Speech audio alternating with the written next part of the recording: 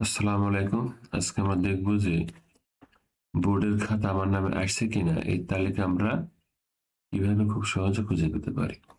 তো প্রথমে আমরা যে কোনো ব্রাউজার ওপেন করে google.com লিখবো, তাহলে এরকম সার্চ ইঞ্জিন আসবে আমাদের সামনে। আমরা লিখবো রাজশাহী, এই যে আমি লিখলাম রাজশাহী ইরিগেশন বোর্ড, ক্লিক করলাম। এবার দেখেন আমার সামনে Rajshahi irrigation board dot gov dot BD চলে আসছে। তো আমি এখানে ক্লিক করব, মাধ্যমিক ও উচ্চ মাধ্যমিক শিক্ষা বোর্ড রাজশাহী। ক্লিক করলাম, একটা অ্যাডভার্টাইজ আসছে ভূমি উন্নয়ন কর, যেটা দরকার নেই। এবার আমরা নিচের দিকে আসবো একটু, সেই যে পরীক্ষক, দেখেন পরীক্ষক শব্দ থাকবে এবং তার নিচে দেখেন পরীক্ষক তালিকা, পরীক্ষক তালিকা।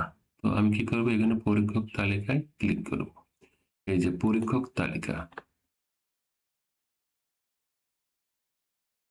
এই যে আমার সামনে চলে আসছে।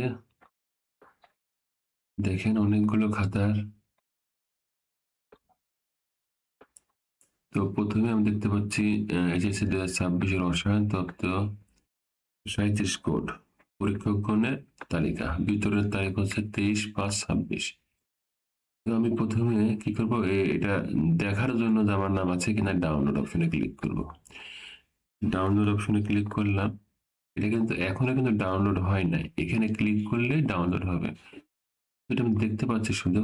আমি স্ক্রল করে নিচের দিকে আসবো। আচ্ছা, এই যে এখান থেকে লেখা সেন্টার কোড।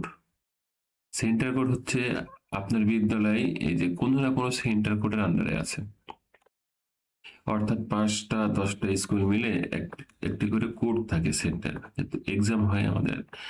তো এই সেন্টার কোড আপনি খুঁজবেন, আর এই নাম খুঁজতে গেলে আপনার অনেক সময় লাগবে।